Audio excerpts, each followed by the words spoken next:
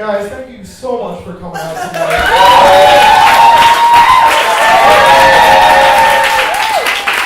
Come on, guys, give me another got to know that guy.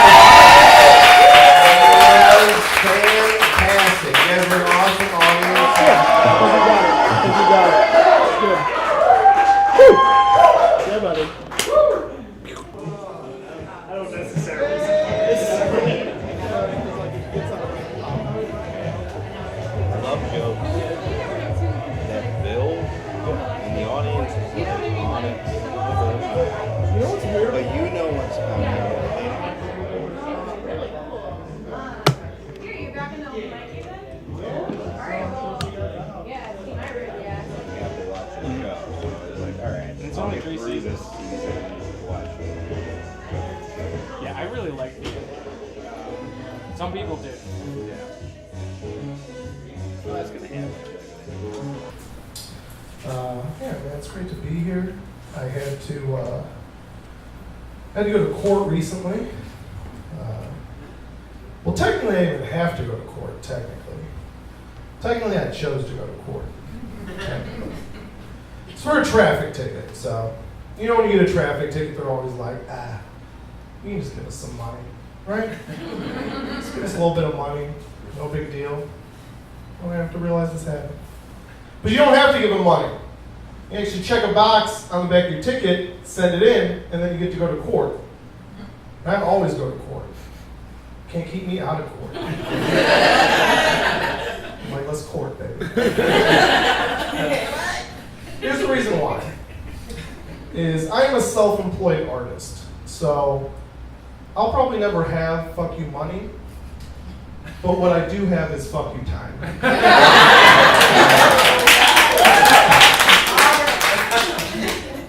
I didn't have to pay the ticket. You know why? Cop didn't show up. You know why? He's got a job, he's a fucking cop. That's a work though. Do people here have jobs? Anyone here have a job? Crazy, right? Didn't you think we'd be past jobs at this point? How's this still going on? Still doing this? You can tell it's almost over. You can tell jobs are on their last legs. You can tell jobs are almost through. Because, like, what a job even is anymore is so ridiculous that you can tell, like, these things are almost over. Like, I'll talk to people my age, I'll be like, what do you do for work? And he's like, all right, well, what I do is I get in my car and I drive people around the city, and then I make enough money to pay someone to bring me groceries. And I talk to another friend, I'm like, well, what do you do for work? He's like, well, I bring people groceries, and then I make enough money to pay someone to deliver me pizzas. And I talk to another friend, I'm like, well, what do you do for work? He's like, well, I deliver people pizzas, and then I make enough money to pay someone to drive me around the city. Who's making money here? It sounds like you guys are just exchanging it around and then paying income tax on it. I feel like you guys are just paying the IRS 30% on favors. Is that you don't need apps.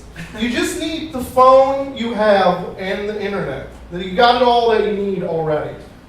You can Facebook, any social media platform, just get on and just be like, hey, I need some Cocoa Puffs. Who needs a ride to work tomorrow? That's all you don't got to get the government involved in that. I do think jobs are pretty much over. I think really what's going to change things is robots. I believe firmly that once robots are around fully, they'll do all the jobs, and then we don't have to do jobs. Jobs will be done, and it'll be a great society where we'll all just pursue our passions and live in peace. So, now do robots scare me? Absolutely. Here's why robots scare me. Now, robots don't really scare me for any like apocalyptic Terminator reasons. It's really just that, so here's the thing, I'm 32. So I'm at the age now where I'm pretty cool with everything. I've always kind of been cool with everything, but I realize that's not going to last forever, and it's coming up sometime soon. People think that. People are like, I'm very progressive. And they don't realize that history moves faster than you. You'll always end up on the wrong side of it eventually. Like, are there racist old people? Totally.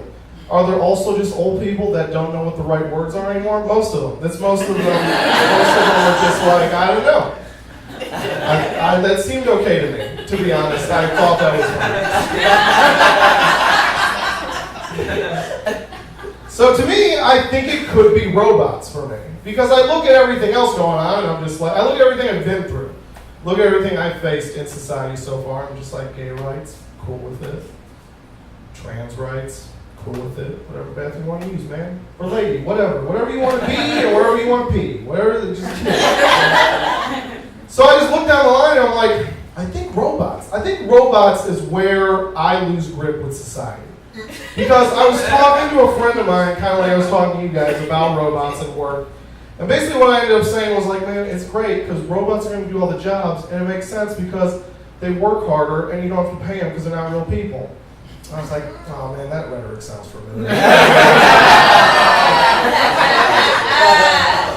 I don't want to hear myself say that.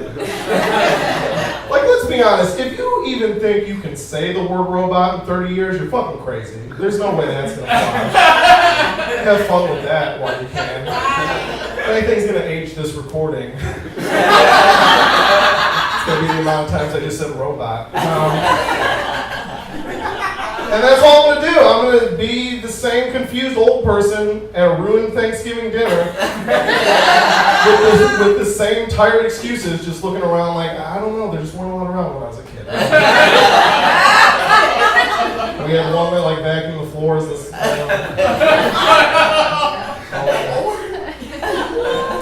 and if I could be perfectly honest as well, robots should already be doing all the jobs. There's really no reason that they're not doing all the jobs now. There's really only one reason. And that reason is, I would say conservative estimate. This is a conservative estimate on my part. I would say 90% of robot scientists are not working on work robots. They're working on fuck robots. And that's really the main issue at play here, is that our resources are not allocated properly. Like you look, like what's the best robot country in the world? Exactly, it's Japan. And every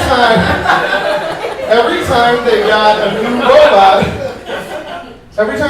robot, coming out, it's got a pussy on it somewhere. Every expo, it's like this robot. We got a new robot here, it makes salsa, and also you can fuck it. And it's like, how good's that salsa? Like you know the man hours did not go in the salsa part of the night. You know it. It just makes me mad because it's just like, here's what really makes me mad. It's really the practicality of it all in the end. Because it's like, here's the thing. Have you seen the most top-of-the-line, high-end, expensive fuck robot on the market? It looks like a fucking robot. We're not even close on this. Like, we're hundreds of years away from anything resembling anything Ex Machina like at all. Like, it's not even close, guys. But work robots, they've been running your factories for years, building your cars for decades, and they're going to be driving them in less than a decade. Just work on the work robots, and then we can just all fuck each other. Like that's all. If you get rid of work, you don't need to fuck machines anymore.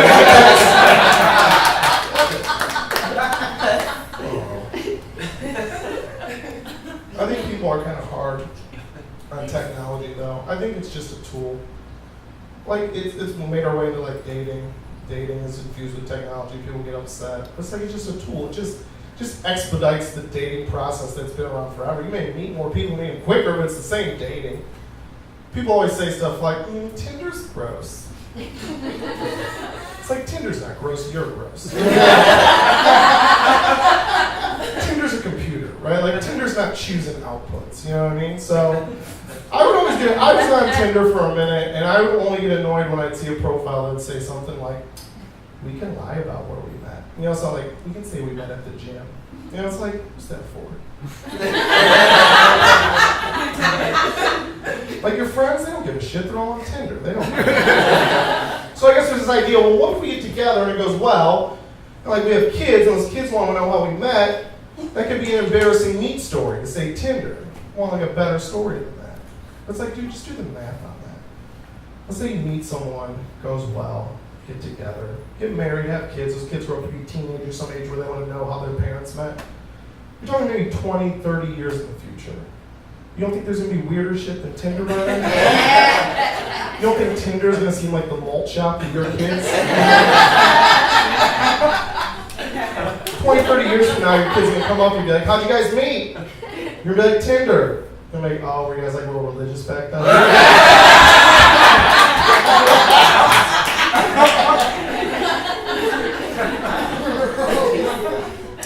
You know what always looks like really good out in the world? Just like, no matter where I go, what I'm doing, sit around like, that looks great. Being attractive. Right? That's the best thing. No one really ever gets on board because it's true, and no one wants to talk about it. No one wants to talk about it. I'll even have people say crazy shit to me. Like, people be like, I am attractive, and my life's not that great. And I'm like, imagine if you were ugly. How bad. It's just weird. People get so uncomfortable, and it's weird just because, it's weird to me because we live in a time where everyone's supposed to acknowledge their privilege, and no one ever is forced to acknowledge hot privilege, and it's clearly the best one.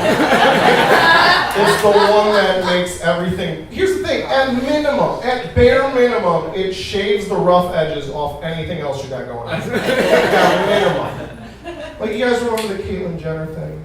Right? You guys remember? It's not that long ago. I think as a country, we all handled it real well. Not every single person, but as a collective, we did a great job with that. Good job, America. But here's the thing. I can't believe that that's not because she came out fuckable. I can't believe that that's not the reason. I can't believe it's not because that Vanity Fair cover came out, everyone looked at it and went, nice tits, looks like I'm progressive. I'm on board. People act like she's the first transgender celebrity. That happened in 2016. There's been transgender celebrities for years. No one got on board. She has Bono, transgender for years. No one cared. You know why? Not that handsome. That's the only reason why. You'll think of different reasons. They're all lies. They're all just you trying to avoid the fact that we can't give you an award unless you look good in a gown. That's how we treat people.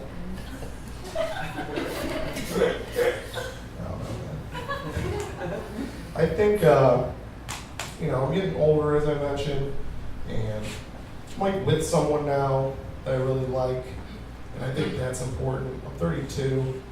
I'm at the point now where, like, if I don't couple up permanently soon, the time for that will pass. And it's not that there's anything wrong with being older and dating per se. It's not an ageist thing. It's literally just the fact that relationships are best formed in mutual naivete. And the older you get, the more that fades away. And, you know how sweet of a person you have to be to, like, go on a picnic? And that's and, like, no one in their 30s is like, yeah, that's a great idea. But you need those things. I'm 32. Like, here's something that's very practical. Here's something that's very, very brass tacks. I'm 32. When I was younger, when I was like high school, even a little bit of college, I always thought, here's the thing. I'm going to meet someone, and I'm going to fall in love. And because we're so in love, that's going to be the best sex I ever have, because we're just so connected, and it's just this bonding soul, just this spiritual experience. And then the older you get, you realize that the best sex you ever have is going to be with someone you have to call the cops on at some point.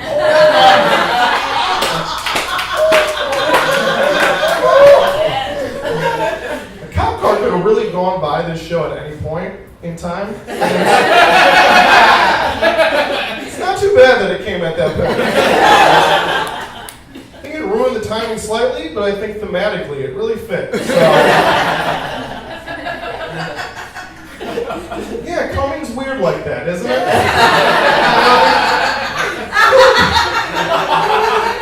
I feel like most people have sent a text and then hidden knives. At least a couple times in their life. Like, I'm gonna send this text, but I'm gonna hide these knives. I'm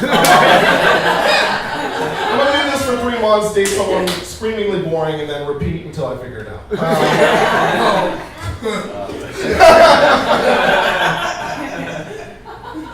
Someone's in that cycle right now. It's fun. You get to have weird sex and then go to museums and then back and forth. It's not the worst thing you can do in your 20s. It's really not.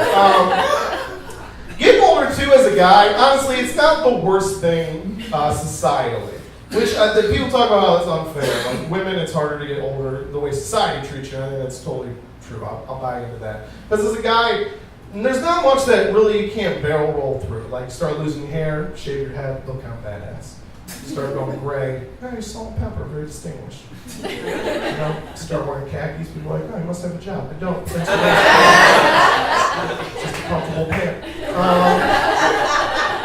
But the one thing, there is one thing, and there is one thing that they do get you on, and it's, I think, this perception that you're a man and your dick works, and then it doesn't work, and then fuck you, no one needs you. It seems very dichotomous like that, like binary. But as I get older, I have not noticed the binariness of it. I've noticed a more gradual trend. I'm 32 right now, and I still get erections at the same frequency and intensity as I always have. But at this point in my life, it takes me way too long to come. Like, that's something that no one really warned me about. No one's having sex in a bathtub warning you about that, and it's fucking horrific. Here's the thing, is when you're younger, you come too quick, and you're like, this has got to be the worst. And then you take too long to come, and you're like, this is for sure worse.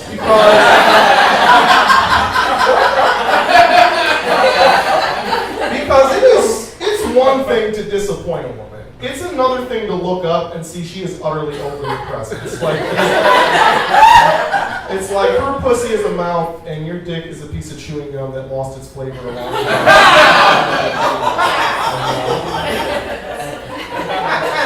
Are you reaching for an old lady you ever seen? There's still flavor. The weirdest thing, is anyone here over the 30 or older? Yeah. Thing about being 30 is I'm 32 and I think about dying every day. And that's for sure exactly when it starts. It's not like as acute as I assume it is when you get older. I figure if you're in like your 60s, 70s, it's more like you're scared to die because you're like, it could be imminent. But I think the 30-year-old fear of dying is like, it's softer, but it's more shocking because it's your first experience. You just go, everyone dies, and I'm a person. Going to sleep is hard now. So going to sleep, not as easy. Is this the last time? I should just stay up. Here's what really I think bugs you out initially, or at least it did for me, is you start losing things. And the first thing you really lose in your 30s is the future.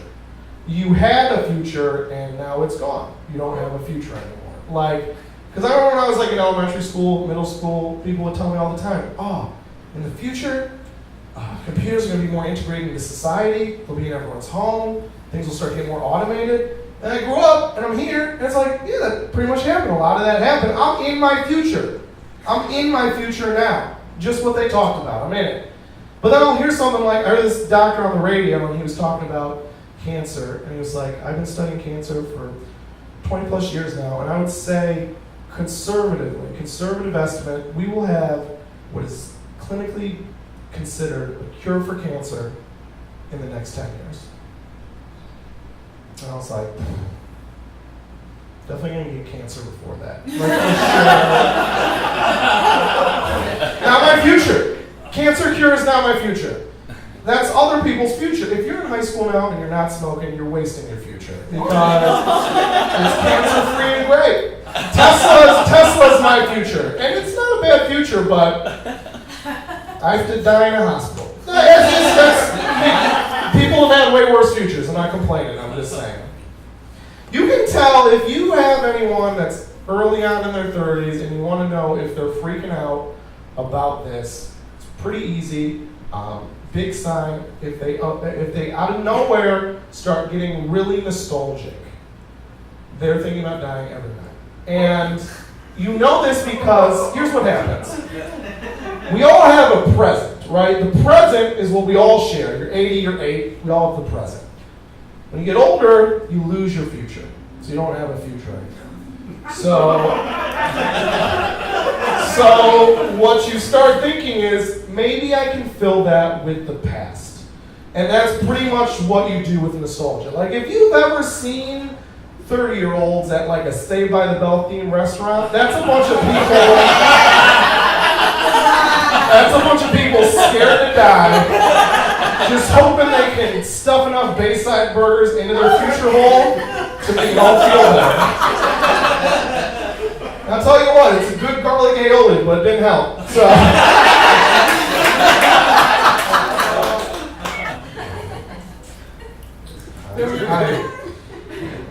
Is anyone here into weird sex? Anyone here into weird sex? Nice. Most of the people don't admit it that freely, but it's good. I appreciate it. I'm not, but I don't judge. I don't judge because, to me personally, I don't know if I have a vanilla sexual appetite because I'm boring or because I'm poor. Because I am very poor, and I think it could clearly just be that, because now I feel like you don't need to be into something to see it represented. It's more, fetishized sex has become more mainstream. Like, you don't have to be into BDSM, you could just be watching TV, and you could see like a trailer for 50 Shades of Grey sequel coming out on Blu-ray, like, and so you can get a glimpse of that world without being like into it per se. So whenever I see something like that on TV, I'm looking at it, and when I'm watching it, what I'm seeing is like leather, stainless steel. I'm like, that's very expensive. That seems like a big commitment. Sex dungeon. Look, I'm in a studio apartment. My living room's my bedroom. I can't have a whole room dedicated for sex. That's usually what the kitchen bathroom is for. So I guess I could hang a swing out. I don't know. Can you loft those? I don't know. I don't even know what I would do at this point in my life if like a girl came over to my apartment and was like, I'm into that like pain, pleasure, mellows, you know? Do you have anything around you could like hit me with? I'd be like, got this can opener, I whack around with this can opener. I got these cans of beans and bacon, so I whip those at you. It's a lot of can-based stuff. Oh, also real quick, you might want to take off this studded necklace before you get on the air mattress. That's going to be a pop. Truth in comedy, I do not sleep on an air mattress. Truth in comedy, did sleep on an air mattress for 2.5 years. So I've only been on fabric for about 8 months now.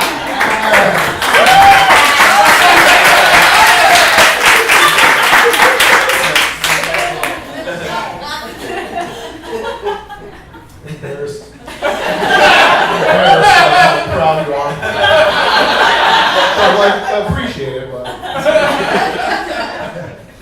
no, man. It's like, here's the thing: is like slept on an air mattress for 2.5 years. So had sex on an air mattress for 2.5 years. So got good at it. Got good at specifically having sex on an air mattress. You can get good on anything you do a bunch. It's not just archery. You get 10,000.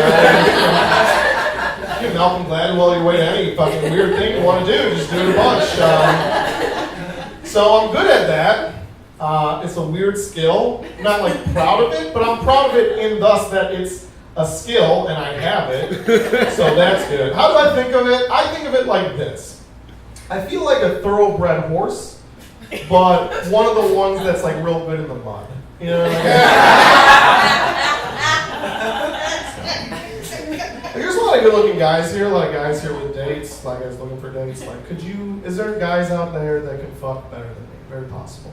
Very possible. On an air mattress? No fucking way. Smoke you. Do not leave your girlfriend around me and an air mattress. I do think, not talking about like technology and stuff. I think like when things change, that always feels good. I feel like you get caught up in it. That's, I think, why we strive for it so often. You're like, oh man, it's a new day. Different way of being. It feels good. Get positive change feels great. But here's kind of like the small caveat. If you live in change, you get that immediate hit, but you don't get to enjoy change the way other people do down the line. Because sometimes it takes time for the fruits of change to blossom. Like, we're all part of a generation that saw gay marriage legalized all across the country. Right? We all saw that. One day one way, one day the next. One day the next. One day it's different. One day is the next. We all saw that, and it felt good. We're all part of that change. But something we didn't get from that generations down the line get, gay grandpas, right? You don't get gay grandpas right away. You gotta wait for it. Gay marriage, gay grandpas. So, who wouldn't want a gay grandpa? I would love a gay grandpa. I mean, Korean war stories are cool, but I want South Beach in the 80s. Both grandpas lost a lot of friends way too young. And I want to hear their stories. I think like something else that's like in the news kind of like bothers me. We have this like Syrian refugee crisis, And it's just weird because it's like, I feel like we have this big immigration crisis and no one's talking about it in a way that I think is like traditionally American and what we should be striving for. Like, been hearing about this Syrian refugee crisis for months. And not once have I figured out from any of the reporting what is Syrian food and is it delicious? When did we stop hearing about only that in the immigration battle? Like, isn't that the most, like, does anyone know what Syrian food is? No, the media is failing you. You should know this. If I had to take I would guess that it's hummus adjacent, if I could just take a geographical stab at it, but I don't know, that's all I get. Like, here's the thing, if I was in charge of extreme vetting, that would be my top priority. I just bring in a new immigrant, I'd be like, hello. Do you guys make a food that's like a meat inside of a carbohydrate, like a bao or a taco or a gyro? Also, immediate follow-up. Can I mispronounce the name of your food confidently to your face? Like I just did with gyro without you making a big deal about it? Yes? All right, cool, yeah, come on in. That sounds good. There's lots of room, most of it's in Montana, but you'll figure it out. Also, if you have a cousin that's willing to make me that food after 4 a.m., we could probably get you some tax credits. So, great country. I'm just saying, I don't want to miss out on the next tamale because you guys are scared. And that'd be a real bummer.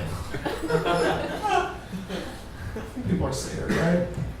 People are like, scared of terrorism, but I don't know, man. People are like, what if we die in a terrorist attack? It's like, how about this? That's not gonna happen. Where do you work? Not there. Where do you live? Super not there. Super for sure not there.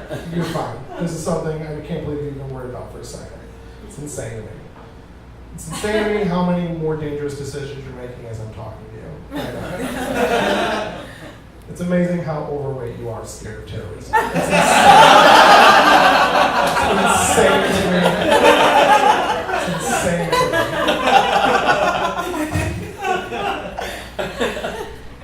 All right. I know what people always say though, but Justin, what if I die in a terrorist attack? All right, fair. You died in a terrorist attack. Congratulations! Everyone has to die. You just died the best way, right? You get to be a hero immediately, right? You die in a terrorist attack at night, you're on the Today Show with a picture of you with sad music behind it the next morning. You get to be a hero instantly. Congratulations. No one does any research into it. No one sees what kind of father you were.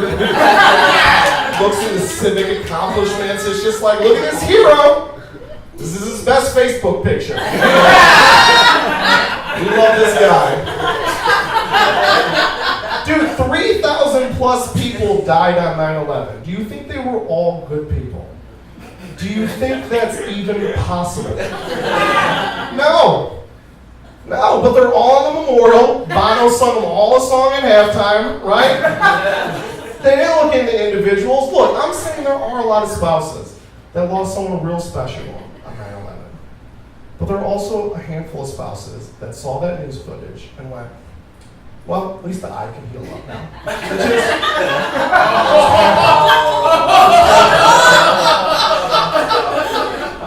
I'm just saying, if you'd be a real dog shit person for your whole life, and you're looking to tie it together like a ripcord all at the end, I don't know, hang around malls or something. That's your best shot. It's your best shot for a quick release. I don't know. It's interesting. It's always interesting when people kill in God's name. That happens sometimes. People are like, killed in God's name. And what's always interesting to me is that, but it's also interesting that the counterpoint is always people like, that's not good. And it's like, dude, neither of you know. Neither of you have any idea. It's just weird to take a strong stance on that from any point of view. You have no one's ever met God and talked to God. How do you not know if you go up one day to heaven and meet God and you go, God, do you like when people kill in your name?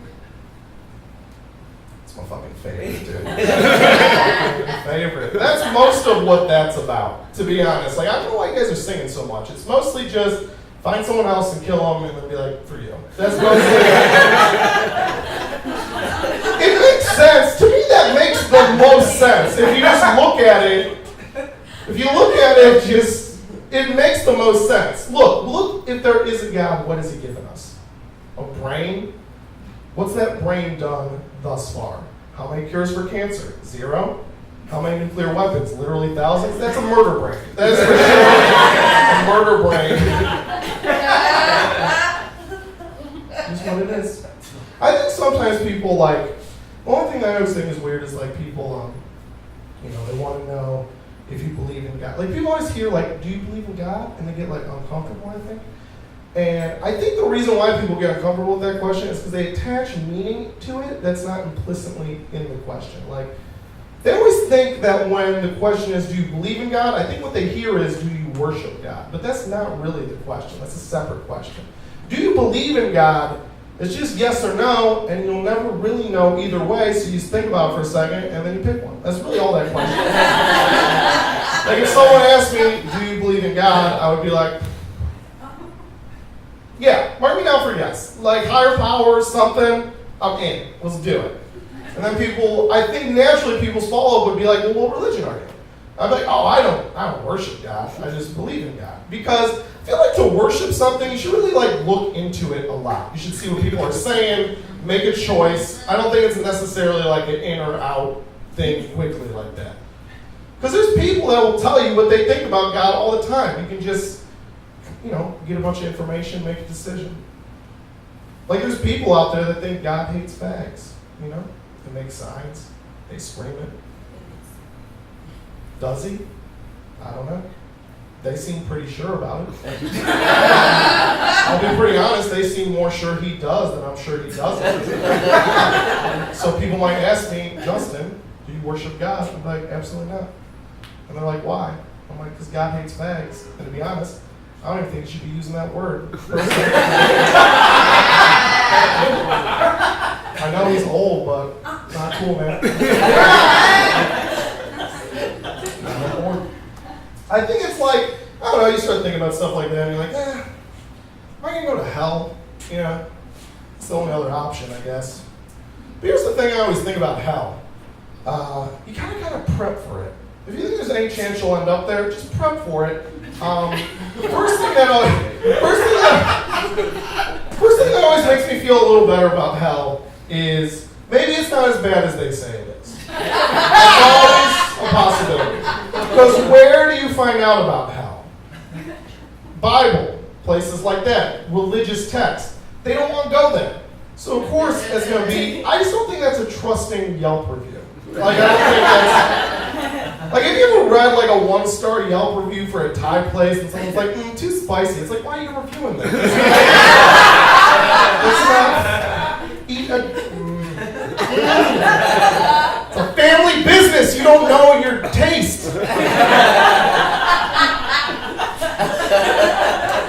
So I just think, like, so first, maybe hell, not as bad as they say. Not great, but not as bad. So I think you plan for it, so you get down there, and you just act real chill about it. Like, you're not like, you don't have to be like an annoying guy, just like crack a joke every once in a while, bring donuts or whatever the donut equivalent is there. Like, you'll figure it out. Whatever people are into, like, you got a dozen, whatever. Just be cool about it. And I would say 50, 60 years from then, maybe they move you up to demon, right? Now you're a demon in hell. Not too bad. Good for you. You moved on up. Congratulations, right? You're not getting pitchforked anymore, you're doing the pitchforking. And what a better legacy to leave your family? Demon in hell. Great legacy, right? Because now what happens when someone dies, right? You say, oh man, miss that person. But you know what? Now I got this guardian angel looking over me all the time. And that's nice. I'm not going to sit here and pretend like that's not nice. I'm not going to take down guardian angels. I'm just saying, wouldn't it also be nice to have a guardian demon? Like that also, just as a backup, because guardian angel works in mysterious ways. Guardian demon, very direct. Guardian demon does not fuck around. Guardian demon gets shit done. Like, imagine you're some poor woman, right? Some poor woman, married, an abusive man, goes out every night, gets drunk, comes home, takes it out on you. Then one night you just wake up, look over at him, he's just bleeding out of the eyes, right? And you're just like, thanks, Mom. Guardian demon getting shit done.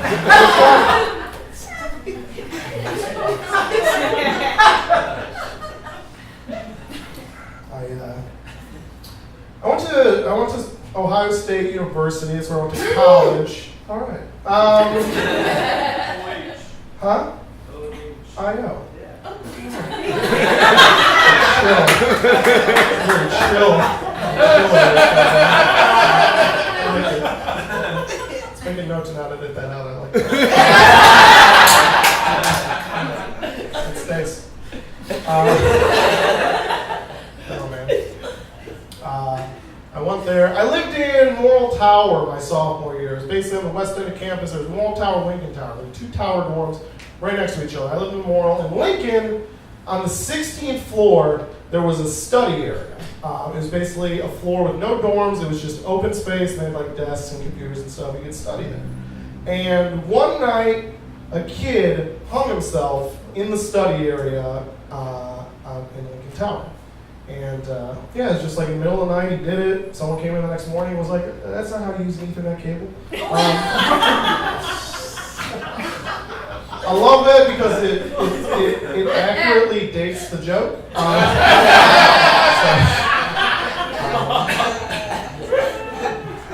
It was weird the next couple days, and what I always thought was weird about it was, well, we found out about this kid that he was basically this really intelligent kid. He did great in high school, got into Ohio State.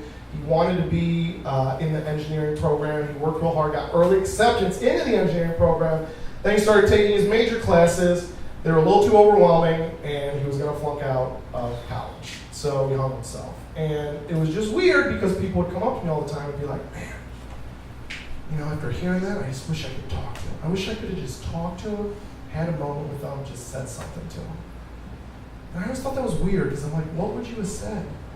Would you have been like, hey man, what's your second favorite thing? You got a third favorite thing? What could keep you going just at a happiness level enough that you don't do that, but you're also, like, what can we do to make you comfortable working at Hertz? Is there anything we can do? Can we throw in a dog or like a house that's decent? Is there anything that we can just keep you petering along in this life? It's weird, right? Like, I mean, it's sad that he killed himself. Olive branch. But isn't it also inspirational? In a world of settlers, isn't it nice to just see a man go for his favorite thing, and when it claps out, he just goes, me too. You know, I kind of like that. I like the way this guy is wired in a certain way. And here's the thing. If you're weirded out, he's already dead. Which means, people all the time say, you shouldn't talk ill of the dead. Well, why shouldn't that apply to people that make bold choices? I'm just trying to bolster this guy's life. I just think it's hard when people do that, because people have a hard time admitting that some people's lives are more tragic than other people's deaths, right? Like this guy, he made big choices. I like it. I like this kid. Good job. I would like to start a new saying dedicated to this kid. At least I say it in my own head. I don't know if I'll put it on a bumper sticker. You can hear it and you see. I see this in my head. Whenever I'm down, whenever I'm looking for something to go on, I think of this kid and I just think, shoot for the moon. Because even if you fall short, you can still end up on support beam on the 16th floor of Lincoln Tower. And that's pretty high too.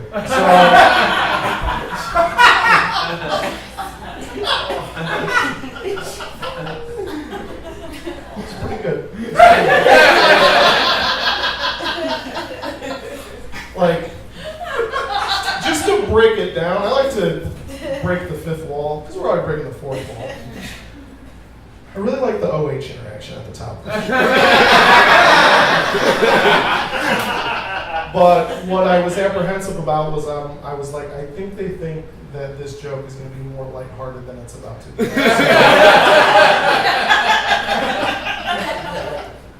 feel like we all handled it really well. I think that, and I hope no one thinks I'm making light of mental illness, because mental illness is something that I think is interesting and think we should talk about, but I hate the way, here's the thing, the only thing that ever makes me mad about American society is basically we'll have a problem and then we'll be like, hey, can we fix that problem?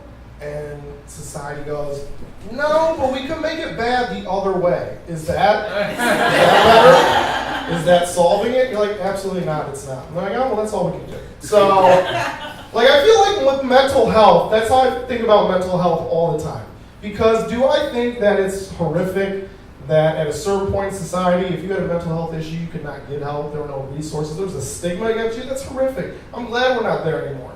But do I think it's good to immediately get treatment for your mental health issues? I do not think that's good either. I think we've swung too far the other way. I think that, sure, we're going to have a few people with mental health issues that go and shoot up a bunch of people. But also, we're going to have a lot of people that just make cool paintings. You know what I mean? And I'm just saying, do you want to miss out on cool paintings? I don't want to miss out on cool paintings. You know what I mean? I'm just saying, like, we can't treat everyone with a broad brush either way. I was over in the West Loop hanging out on a patio, and I saw this guy in dreadlocks, sparkly shorts, on a hoverboard, playing Shakira out of a Bluetooth speaker, going in an S pattern and just dancing. And I was like, really? You want that guy to go get help? Like, he's helping us. Like, he's the help. If you want help, get help, and I will support you any way I can.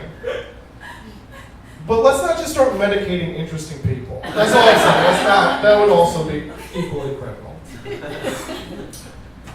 I think this is the last call and response I have. Has anyone here ever won the lottery? Okay. People think when I ask that it's just like a funzy, like, it's kidder. I'm actually kind of being sincere about it, because to me, I've heard so many times the stat that maybe some of you have heard that 90% of major jackpot winners lose that money within 5 years. So I think it's always very possible that I'll ask that question during this joke, and someone will be like, yeah, I did, but too many boats, I'm here now, so.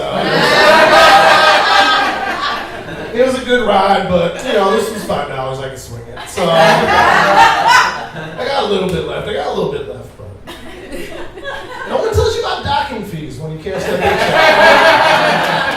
check. If you have enough to buy a boat, you have half enough to buy a boat. That's what they should tell you when they hand you the check. But people always, I think wrongly that the reason that major jackpot winners lose the money is because poor people generally play the lottery and poor people don't know how to manage money. I think that's crazy because poor people know how to manage money better than anyone because they don't have any of it. So they've been living on $20 a week for their whole lives. They can figure out how to manage money. I just think what happens is with a major jackpot, you're giving a normal person an insane amount of money.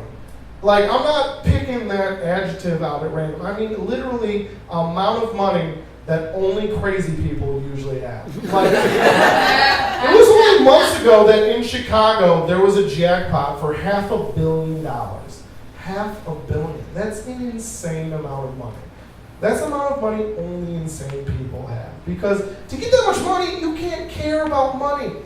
It's just an impulse for you. Like, you just need it. It's compulsive behavior. Like, look, I'm not trying to be anti-rich. You can get a few $1 million, right? You get a few $1 million, maybe you own a small business, play guitar real cool. Go for it. American dream still alive.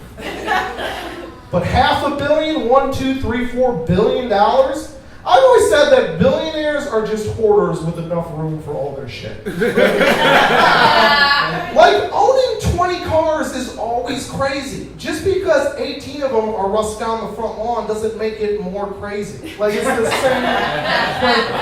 Look, what's more crazy? Owning 50 cats or 2 tigers? It's the same crazy. It's the same crazy in a different tax bracket. That's all.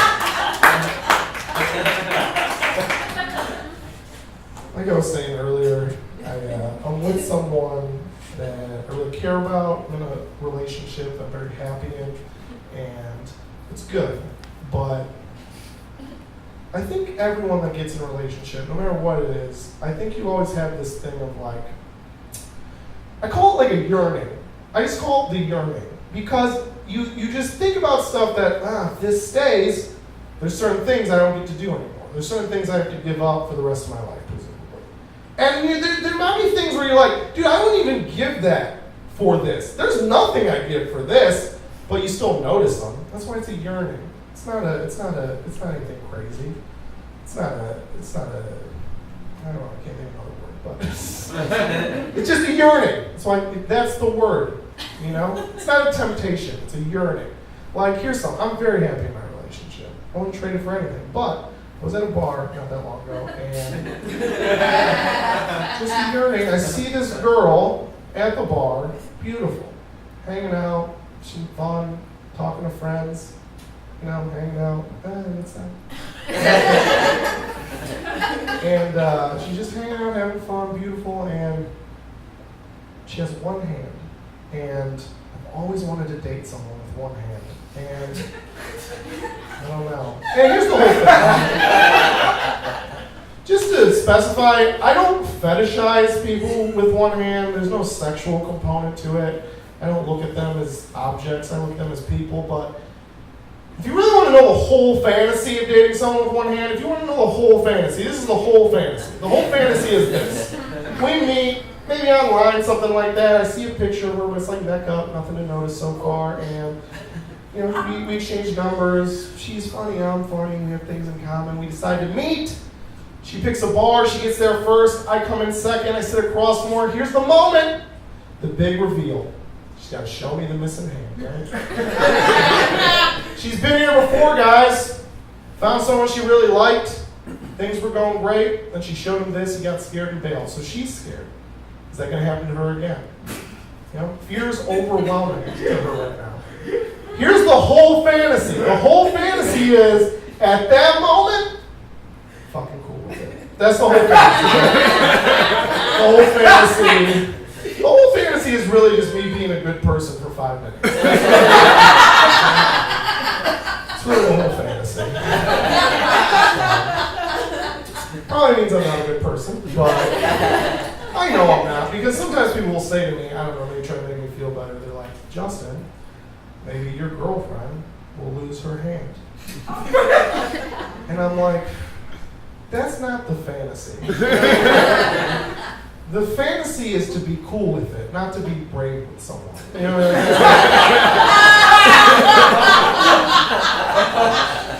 That fantasy is not. Ironically, if my girlfriend lost her hand suddenly, I don't know if I can stick that out. I don't know if I'm strong enough for that. Probably have to end that. Ironically excited that I now have the chance to date a girl with one hand. So, if you thought running to an ex was embarrassing for you at some point in your future, imagine running into your one-armed girlfriend with your new one-armed girlfriend.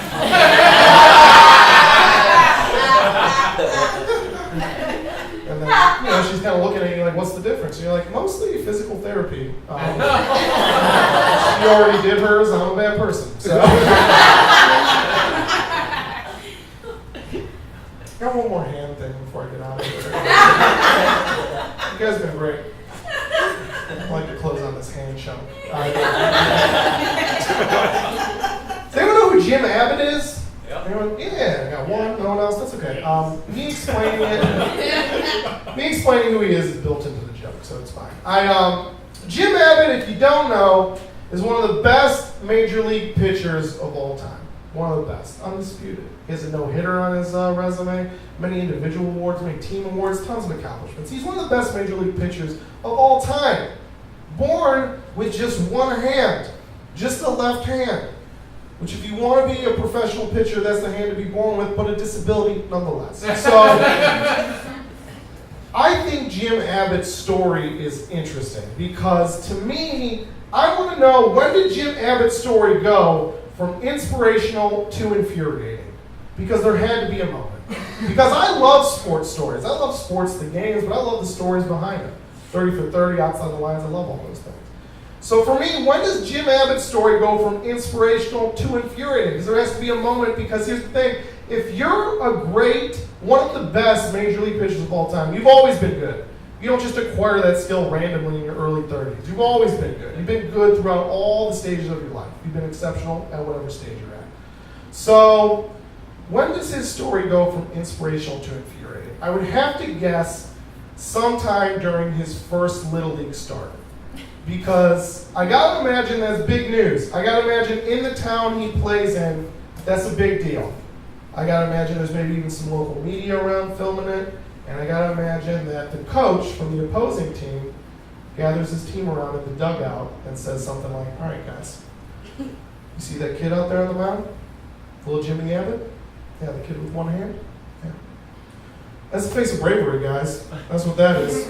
That's the face of bravery. And you know what? You guys can be brave too. And you just gotta do one thing to be brave just like him. All you gotta do to be brave, just go out there, treat him like a normal kid. Just treat him like everyone else. Go up to the plate, take your cuts, make him feel like one of the gang today. And I don't know, 10, 20, maybe 30 years from now, I don't know how long. I do know, though, one day you will look back on this and you will realize you were part of something special. And all you got to do to have that feeling, just go out there and be yourself. All right, everyone, bring it in. When does that go from inspirational to infuriating? I would guess sometime around the 5th inning of no-hit baseball. I would guess sometime around then, the tone in the opposing dugout changes dramatically. I would guess now the coach is stomping around going, no hits, no fucking hits. We have less hits than he has hands. And may I remind you, he has one. Now, if we don't win the game, no one makes the team next summer. Thank you guys so much for your time.